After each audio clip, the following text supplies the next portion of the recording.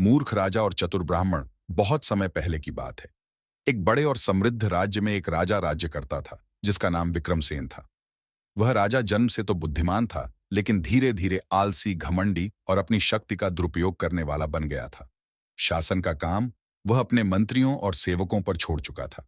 दिन भर वह महल में आराम करता, शिकार खेलता या अजीबोगरीब फरमान जारी करता। राजा को अपनी ताकत और रुतबे पर बड़ा घमंड था। उसे लगता था कि उसकी हर बात को लोग माने, चाहे वह सही हो या गलत। दरबार में चापलूसों की भरमार थी, जो उसकी हर बात पर सिर हिलाते और उसकी वाहवाही करते थे। धीरे धीरे राज्य में असंतोष फैलने लगा। लोग दुखी रहने लगे, लेकिन राजा को इसकी कोई चिंता नहीं थी। एक दिन राजा ने कुछ अलग करने की ठानी। उसने अपने दरबार में सभी ब्राह्मणों को बुलवाया और कहा, मैं एक बड़ी और अनोखी परीक्षा लेने जा रहा हूं। जो ब्राह्मण इस परीक्षा में सफल होगा, उसे सोने की 100 मुद्राएं और सम्मानित पद दिया जाएगा। ब्राह्मण चकित रह गए। वे सोचने लगे कि यह कैसी परीक्षा होगी। कुछ डर गए, कुछ उत्साहित हुए। राजा ने अपनी परीक्षा का स्वरूप बताया। तुम में से जो कोई भी मुझे ऐसी बात बताए जिसे मैं पूरी तरह से समझ सकूं और जो मुझे परेशान भी न करे, वही विजेता होगा। राजा की यह शर्त सुनकर दरबार में सन्नाटा छा गया। यह अजीब परीक्षा थी। न कोई पहेली, न कोई गणित, न कोई तर्क या धर्मशास्त्र। राजा बस कोई ऐसी बात सुनना चाहता था जो उसे आसानी से समझ में आए और जिससे उसका मन अशांत न हो। दरबार के कई ब्राह्मण सोच में पड़ गए। किसी ने सोचा कि शायद कोई धार्मिक उपदेश देना ठीक रहेगा। किसी ने सोचा कि राजाओं के पूर्वजों की वीरगाथा सुनाना उचित होगा। लेकिन फिर भी सबको डर था, अगर राजा को बात समझ में न आई या वह ऊब गया तो कहीं नाराज न हो जाए। कुछ ब्राह्मणों ने हिम्मत करके अपनी बातें राजा के सामने रखीं। किसी ने शास्त्रों से गूढ़ बातें बताईं, तो किसी ने दर्शन की जटिल व्याख्या की। लेकिन राजा का चेहरा देखकर ही समझ आता कि उसे न तो कुछ समझ आ रहा है और न ही वह आनंदित हो रहा है। कुछ देर में उसने झुंझलाकर सबको दरबार से बाहर जाने को कहा। इन्हीं ब्राह्मणों में एक था, नाम था वागीश्वर। वह अधिक बोलता नहीं था, लेकिन उसकी बुद्धिमत्ता के किस्से आसपास के राज्यों में भी प्रसिद्ध थे। वह चुपचाप खड़ा रहा और बाकी सबके जाने के बाद राजा के पास गया। सिर झुकाकर बोला, महाराज, मैं आपको एक ऐसी कहानी सुनाना चाहता हूं जो सरल है, सच्ची है और जिसका कोई भारी भरकम मतलब नहीं है, लेकिन उसका असर बहुत गहरा हो सकता है।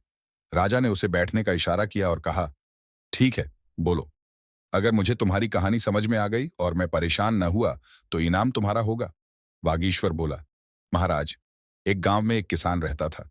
वह रोज सुबह उठता, हल उठाता और खेत में काम करता। कभी फसल अच्छी होती, कभी खराब, लेकिन वह मेहनत करता रहता। एक दिन एक यात्री गांव से गुजर रहा था। उसने किसान से पूछा, तुम इतनी मेहनत क्यों करते हो? क्या तुम्हें कभी थकान नहीं होती? किसान मुस्कुराया और बोला, मुझे थकान होती है, लेकिन भूख इससे बड़ी है। मेरा परिवार मेरा इंतजार करता है। अगर मैं काम नहीं करूंगा तो वे भूखे रहेंगे। यह कहकर किसान फिर खेत की तरफ चल पड़ा। इतना कहकर ब्राह्मण चुप हो गया। राजा ने थोड़ी देर सोचा, फिर पूछा, बस कहानी खत्म हो गई? ब्राह्मण बोला, हाँ महाराज, यही कहानी है। राजा ने कहा, लेकिन यह तो बहुत साधारण कहानी थी। ब्राह्मण मुस्कुराया और बोला, महाराज, आपने मुझसे यही तो कहा था। ऐसी बात कहो जो आपको पूरी तरह समझ आए और आपको परेशान न करे। आपने यह कहानी पूरी तरह समझी, है ना? राजा मुस्कुराया, फिर सिर हिलाया। हाँ, यह बात तो ठीक है, लेकिन इसका मतलब क्या हुआ? ब्राह्मण गंभीर हो गया और बोला, महाराज, जब एक किसान भी अपनी जिम्मेदारी समझता है और आलस्य छोड़कर परिवार के लिए काम करता है, तो क्या एक राजा को अपने राज्य और प्रजा के लिए जागरूक नहीं होना चाहिए? यदि आप अपनी शक्ति का उपयोग केवल अपनी सुविधा के लिए करेंगे, तो एक दिन यह राज्य कमजोर हो जाएगा। राजा की जिम्मेदारी केवल आदेश देना नहीं, बल्कि लोगों के दुख दर्द समझना और उनका समाधान करना भी है। राजा के चेहरे पर अब मुस्कान नहीं थी, बल्कि एक गहरी सोच झलक रही थी। उसे एहसास हुआ कि वह कितनी बड़ी भूल कर रहा था। उसकी शक्ति, उसका सिंहासन, सब कुछ तभी मूल्यवान है जब वह प्रजा के हित में काम करे। उसे याद आया कि कैसे वह वर्षों से केवल अपना आराम देखता रहा और अपने पद का दुरुपयोग करता रहा। राजा ने तुरंत ब्राह्मण को उठकर गले से लगा लिया और बोला, तुमने मेरी आंखें खोल दी। आज से मैं अपने जीवन को बदल दूंगा। उस दिन के बाद राजा विक्रमसेन ने दरबार में समय देना शुरू किया। वह हर सप्ताह प्रजा से मिलने लगा, उनकी समस्याएं सुनने लगा। मंत्रियों को जवाबदेह बनाया गया और भ्रष्टाचार पर सख्त कदम उठाए गए।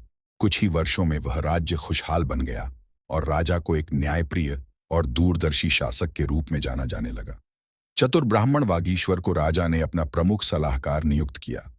वह न केवल राजा को सही मार्ग दिखाता रहा, बल्कि राज्य के युवाओं को भी ज्ञान और सदाचार का पाठ पढ़ाने लगा।